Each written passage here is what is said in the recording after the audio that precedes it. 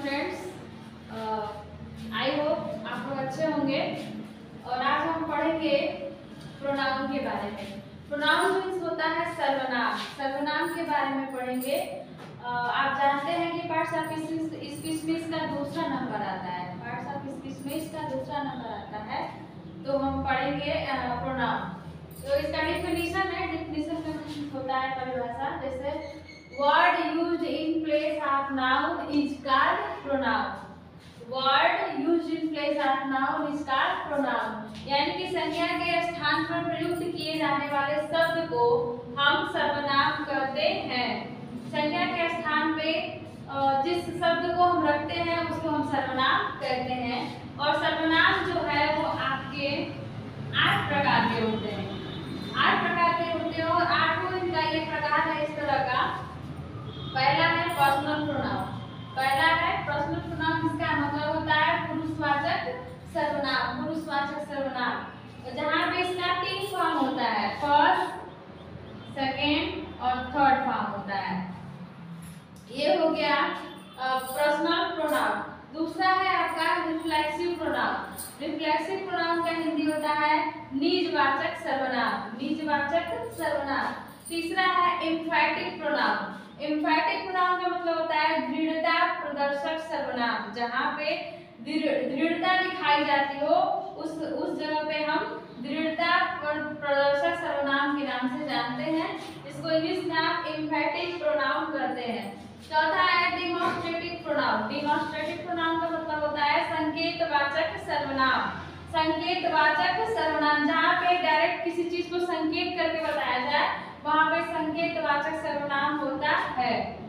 पांचवा है distributive pronoun. Distributive pronoun means होता है विभाग सूचक सर्वनाम। जहाँ पे कई विभागों को बांट दिया जाता है वहाँ पे डिस्ट्रीब्यूटिव प्रोनाउन होता है। छठवां होता है रिलेटिव प्रोनाउन। रिलेटिव प्रोनाउन का मतलब होता है संबंधवाचक सर्वनाम। जहाँ पे संबंधों को दर्शाता है, संबंधों को जहाँ दर्शाता है वहाँ पे रिलेटिव प्रोनाउन कहा जाता है।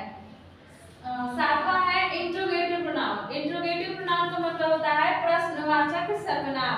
प्रश्नवाचक सर्वनाम। प्रश्नवाचक सर्वनाम में आप जानते हैं जहाँ पे भी प्रश्न पूछी जाए वहाँ प्रश्नवाचक सर्वनाम होगा।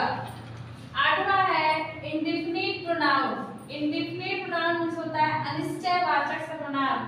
जहाँ किसी कार्य का निश्चय न हो वहाँ पे हम अनिश्चयवाचक सर्वनाम कहते हैं। जैसे कार्य निश्चित रूप से भी न हुआ हो तो उसको हम अनिश्चयवाचक सर्वनाम कहते हैं। प्रोनाउन इसके बहुत सारे अंग होते हैं। पहला होता है ये फर्स्ट पर्सन, सेकेंड पर्सन और थर्ड पर्सन। इन सब में ये केस होते हैं 3। पहला होता है नॉमिनेटिव केस, दूसरा ऑब्जेक्टिव केस और तीसरा होता है पॉजिटिव केस। इन केसों में अलग अलग आपको पर्सन मिल जाएंगे। पहला है सिंगुलर और दूसरा है प्लूरल। अब आप जानते हैं कि वचन 2 प्रकार के होते हैं। पहला होता है सिंगुलर। सिंगुलर होता है एक वचन और दूसरा होता है प्लूरल। प्लूरल होता है बहुवचन या 2 वचन। तो समझिए जहाँ पे हम आई का प्रयोग अगर कर रहे हैं सिंगुलर में तो वहाँ प्लूरल अगर करेंगे तो वी हो जाएगा। आई मिस होता है मैं, यानी कि एक व्यक्ति के लिए कहा जा रहा है, अपने लिए कहा जा रहा है।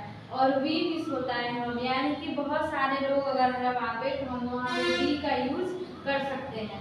दूसरा है इसमें ऑब्जेक्टिव केस में अगर मी मिस होता है मुझे या मुझको, तो अगर वहाँ पे इसका प्लूरल देखेंगे तो अस हो जाएगा, यानी कि वी का यहाँ पे अस हो गया, हम या हमको। इसी तरह से माई है, माई का प्लूरल अगर करेंगे तो माइन हो जाएगा। आवर है, आवर मिस होता है हमारा, आवर्स मिस होता है हमारा या अपना।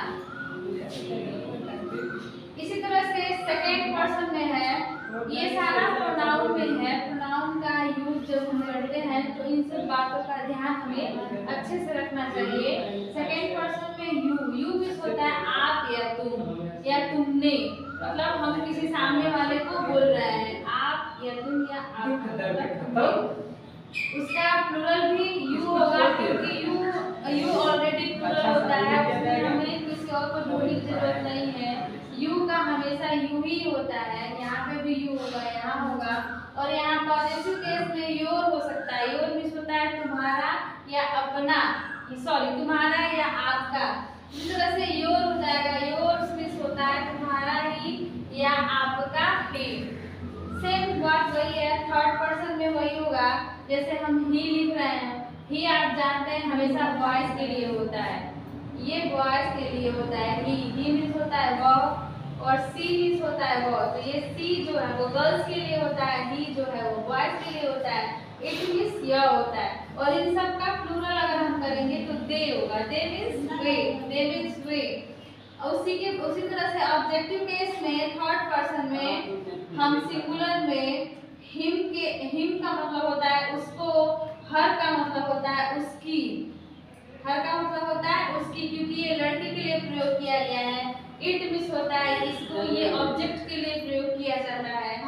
उसी तरह से इसमें प्लूरल में होता है देम। देम मीन्स उनको या उन्हें, उनको या उन्हें। इसी तरह से पॉजेसिव में हिज मीन्स होता है उसका, हर मीन्स होता है उसकी, और इट्स मीन्स होता है इसका। ये ऑब्जेक्ट के लिए होता है, ये हर जो है वो गर्ल्स के लिए होता है, हिज जो है वो बॉयज के लिए होता है। देयर मीन्स होता है उनका, और देयर्स मीन्स होता है उनका ही, यानी कि ये वस्तु उनका ही है।